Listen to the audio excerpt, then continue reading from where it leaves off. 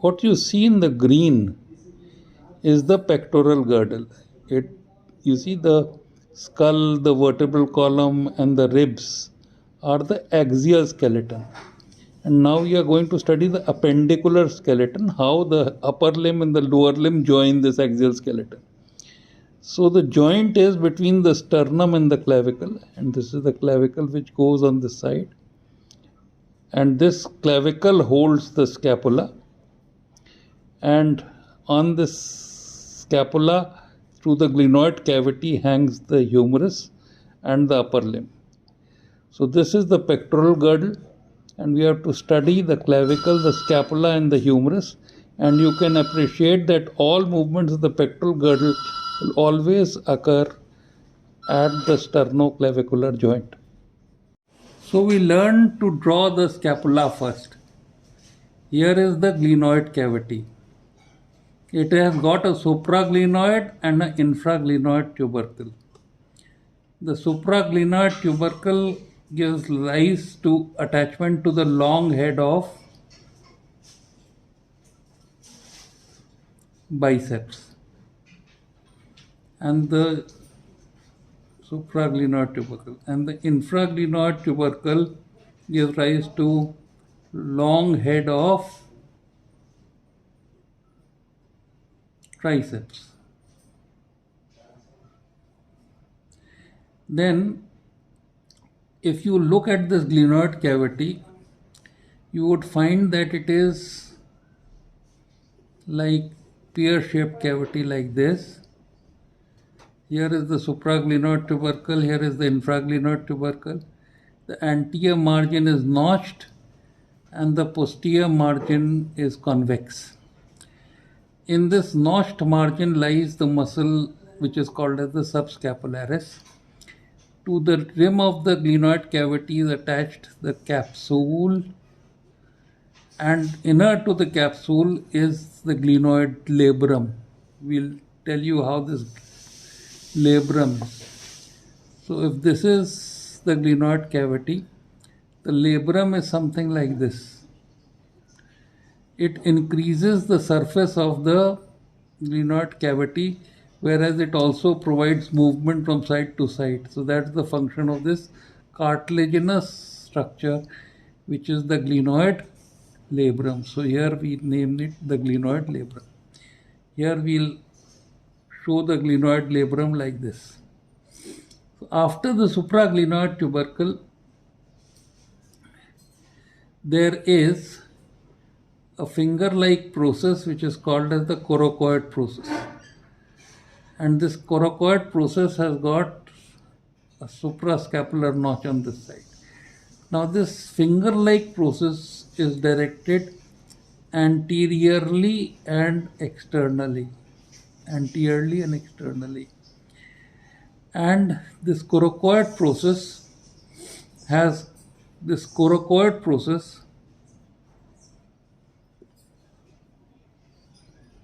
got 3 muscles and 3 ligaments attached to it. The 3 muscles are the biceps and the coracobrachialis on this side,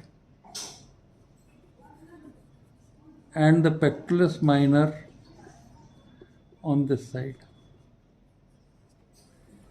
So we'll name the 3 muscles biceps, coracobrachialis, pectoralis minor. And then there are 3 ligaments. There are 3 ligaments that are attached to it. They are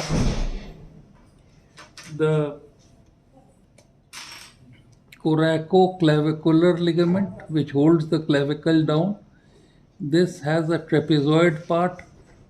If you remember the TRAE, trapezoid part is anterior and external, and you have a conoid part. So this is attached to the oblique line of the inferior surface of the clavicle, which is going like this. And here the clavicle is articulating with the acromion process. So this is the trapezoid and conoid part of the first ligament, which is coracoclavicular. Very important ligament which holds the clavicle down and prevents dislocation of the acromioclavicular joint. The second is the coracohumeral ligament, acromion ligament. So here is the coracoacromion ligament. The second one, coracoacromion. And the third is that there has to be the humerus here. And this is the greater tuberosity of the humerus. And therefore the third ligament is coracohumeral.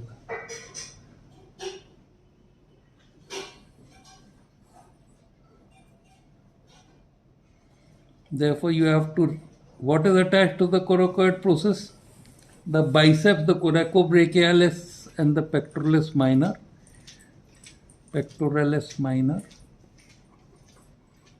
And the coracoclavicular, coracoacromion and coracohumeral ligaments.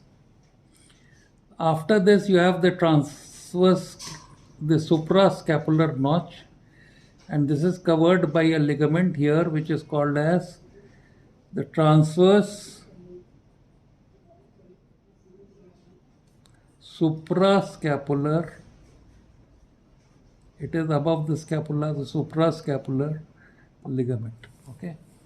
Then you have the superior border, nothing is attached here. Then you have the medial border,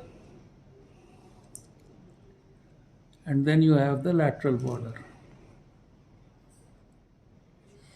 On the medial border, from above downwards, you have the attachment of levator scapulae, rhomboidus minor and rhomboidus major. So this is the rhomboidus minor, and there you have the rhomboidus major. All right. Anteriorly, you have the attachment of the serratus anterior on this medial border, and this muscle is coming like this and getting attached to the ribs. So this is serratus anterior. Now this is the upper end of the humerus, and in this upper end of the humerus you would find that there is a groove like this, and here you have the lesser tuberosity, and this groove is called as the bicipital groove. So attached to the lesser tuberosity you have the subscapularis muscle, and here just suprascapular notch you have the omohyoid. So here is the omohyoid, and here you have the subscapularis. The capsule of the shoulder joint is attached from here to here, and here it is forming the lax part of the capsule. So this subscapularis is anterior to this lax part of the capsule, and you have the capsule strengthened by a ligament which attaches the anterior margin to the neck, capsular insertion at the humerus, and the capsule is inserted in the humerus at the anatomical neck. So this is the anatomical neck of the humerus, and this is the surgical neck of the humerus. So the humerus has two necks, surgical neck and anatomical neck, and the capsule attaches the glenoid labrum to the anatomical neck, except at the inferior part where it is lax. This capsule is strengthened anteriorly by three ligaments: the superior glenohumeral, the middle glenohumeral, and the inferior glenohumeral. So glenohumeral ligaments strengthen the anterior part of capsule, and that is superior, middle, and inferior. Right. Now we will draw the attachments of this humerus and attach it to the lateral border of the scapula. And let us do it in another diagram. So we draw our scapula, the infraglenoid and supraglenoid tubercle. We draw the coracoid process, the suprascapular notch, the upper border, and the medial border. We draw the humerus like this. We draw the bicipital groove and the lesser tuberosity, and we draw the capsule and the glenoid labrum, and we draw the long head of triceps coming out and getting out of the bicipital groove, and on the upper end of the humerus there are the sit structures, which is the supraspinatus, infraspinatus, and teres minor. So we draw from the lateral border first the teres minor, which is the lowermost attachment to the greater tuberosity. Anteriorly you have the subscapularis, and so you find that this capsule here is actually sandwiched between the subscapularis and the teres minor. Now here you have the bicipital groove, and on this bicipital groove the medial lip is attached the teres major.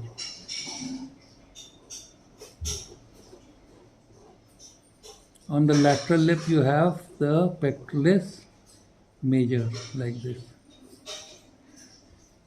and you have the latissimus dorsi coming like this, forming the posterior axillary fold, winding round the lower border of teres major, the latissimus dorsi, and therefore this is a major, this is a major, and this is the lady. So you have the lady between two majors in the bicipital groove. Then if you draw the long head of triceps from here, and this goes behind and gets into the major muscle, the lateral head and the medial head of the triceps. So this long head of the triceps converts this into a quadrangular space. See the quadrangular space? A medial triangular space and a lateral triangular space. So this quadrangular space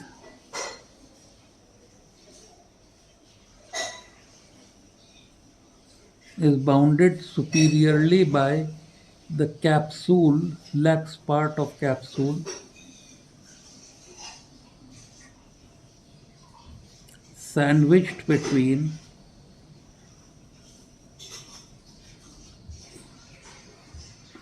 subscapularis anteriorly and teres minor posteriorly. The medial boundary is formed by long head of triceps.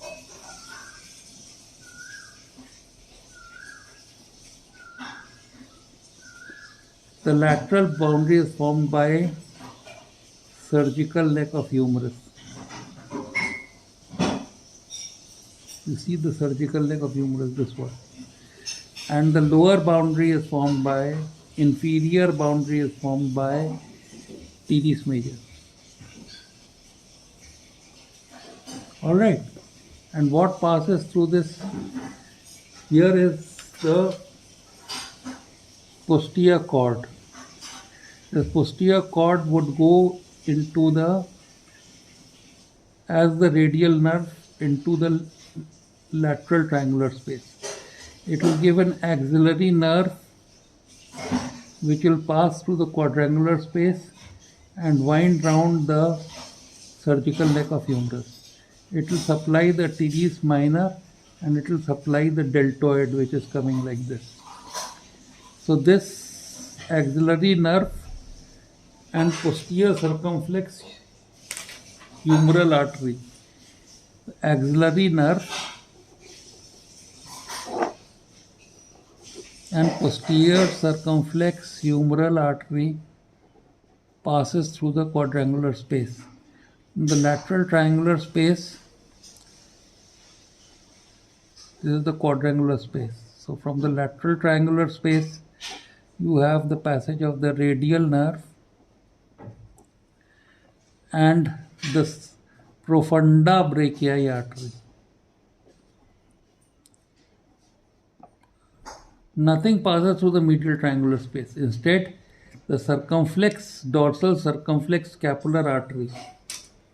The dorsal circumflex scapular artery actually pierces the teres major and creates a groove on the lateral border of the scapula. So that is the dorsal branch of circumflex.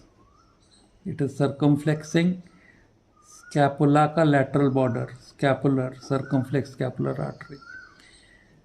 The other supply is, it gives the upper subscapular and a lower subscapular, and it supplies the latissimus dorsi. So these are the supplies from the posterior cord of the brachial plexus. So you remember the quadrangular space, the lateral triangular space, and the medial triangular space.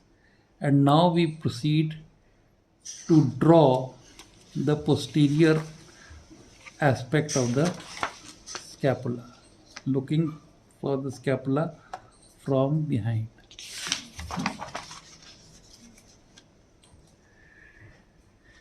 So this is the glenoid cavity, this is the lateral border, this is the coracoid process, the suprascapular notch, that border, superior border, and this is the medial border.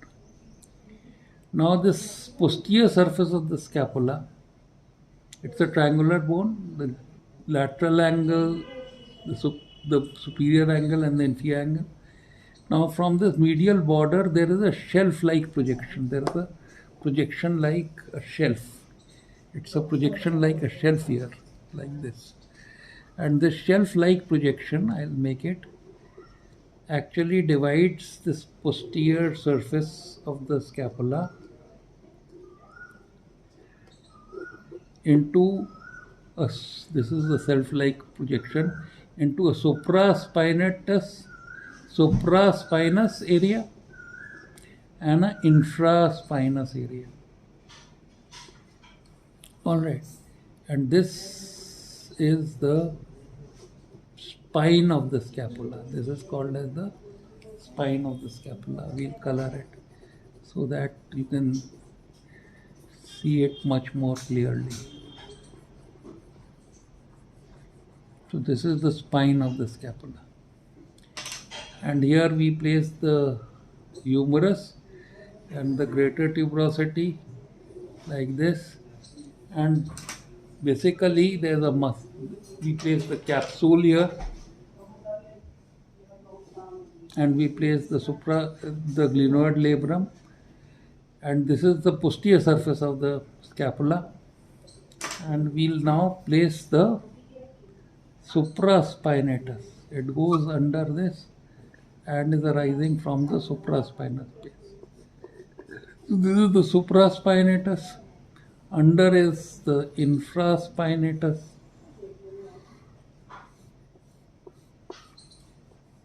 And then you have the teres. The teres minor is going in front, trying to get attached to the medial lip of the bicipital groove, and the teres major is coming behind.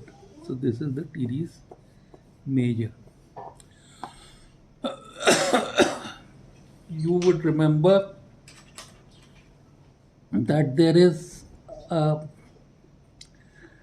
long head of triceps which is in front of the teres minor.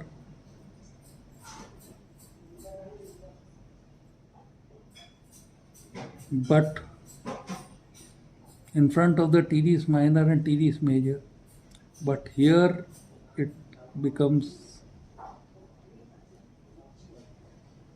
superficial, and here you have a groove on the humerus which is the radial groove. So the radial nerve emerges out of the triangular space, the radial nerve in the profunda brachii artery, and passes through the radial groove. Lateral to this radial groove, lateral and superior, will be the origin of the lateral head of triceps, and medial to it, medial and below, the medial head of triceps, and the three heads of the triceps will then go and attach at the olecranon process. And of course, what you see here above this basic structure, now what you start seeing is the latissimus dorsi coming from the vertebral column and the iliac crest here, like this. The latissimus dorsi winding round the lower border of the teres major and going and getting inserted as a lady between two majors. That means the pectoralis major and the teres major. So this is the latissimus dorsi, and that is how the posterior axillary fold is formed. Now here you will have the levator scapulae, the rhomboidus minor, and the rhomboidus major.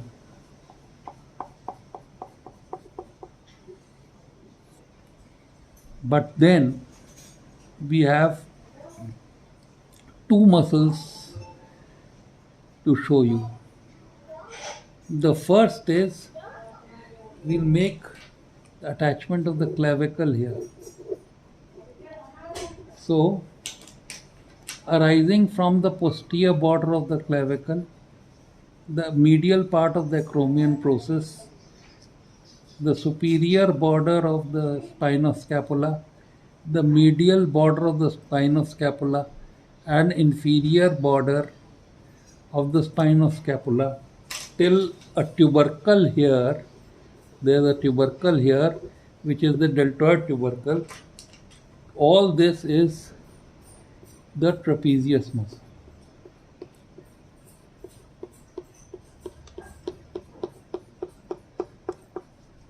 So this is the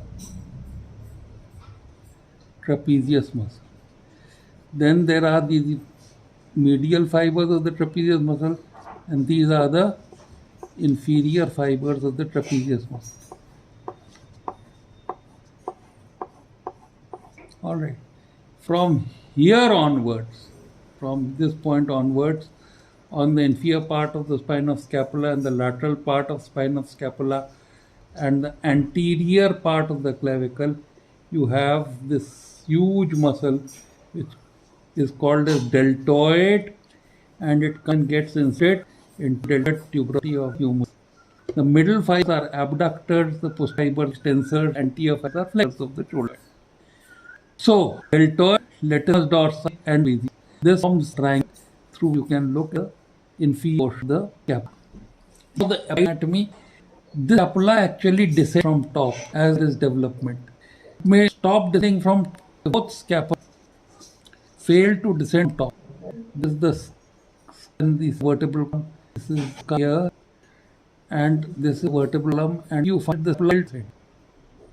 So there is a low hair, and both scapula have failed descent. This is less Clell field from, and because of course levator P is If one of the scapula fails to descend, that is as one shoulder high is called prangal shoulder. And sometimes there is division of the later scapulae, and that is called omospicula vertebral bar. So, you want the scapula to descend, the only thing you have to cut off this medial border, let it remain where it is, and pull the scapula down. So, finish the orology of the scapula.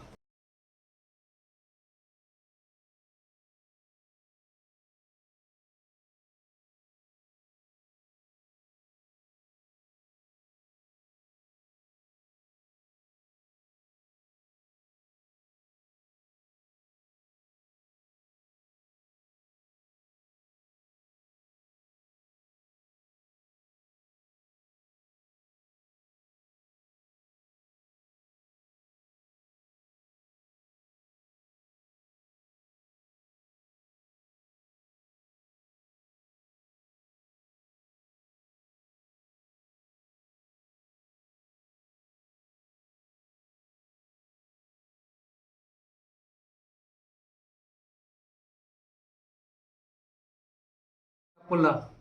You hold it like a pistol, and the hand in which you can hold it like a pistol, that's the side of it. So, this is the scapula of the right side.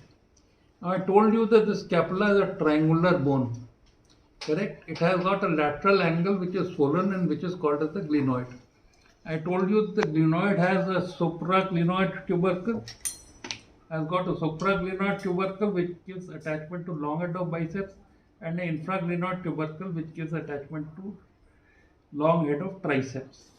On the margin is attached the glenoid labrum.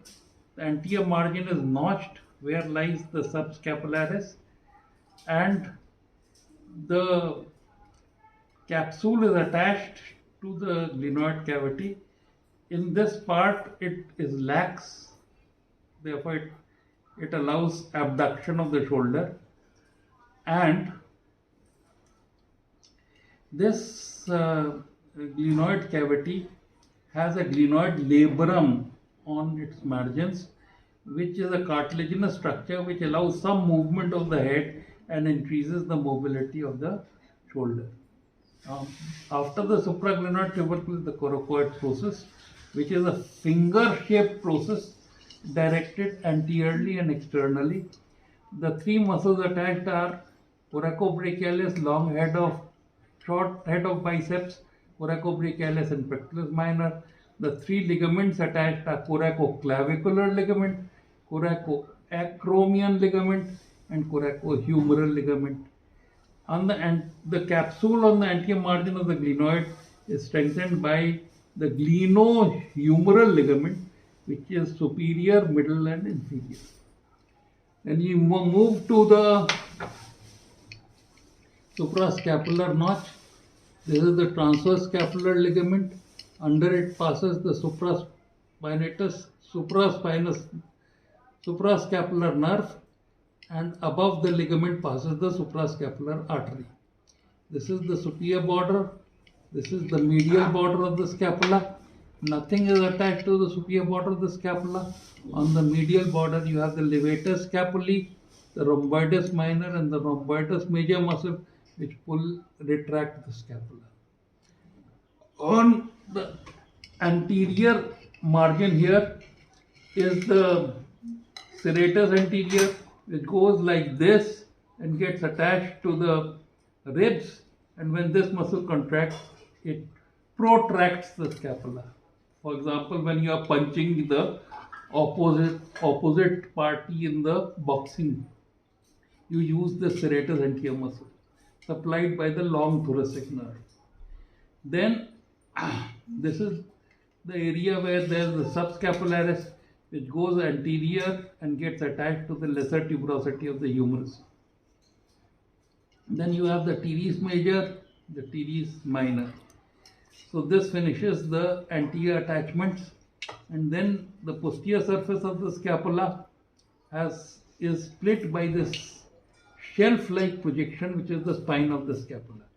On this side of the spine is the acromion, and this is the upper border of the spine. and there is a tuberosity here which is called as the deltoid tuberosity. So supraspinatus here, infraspinatus here, trapezius going like this and up to the deltoid tubercle, deltoid on this part here. The supraspinatus, the infraspinatus, and the latissimus dorsi as it comes and winds round the inferior border of the teres major here, teres minor here. As it winds round the border, it gets some origin from the lateral part of scapula, the latissimus dorsi. So these are the attachments of the scapula, and I think that finishes the osteology of the scapula.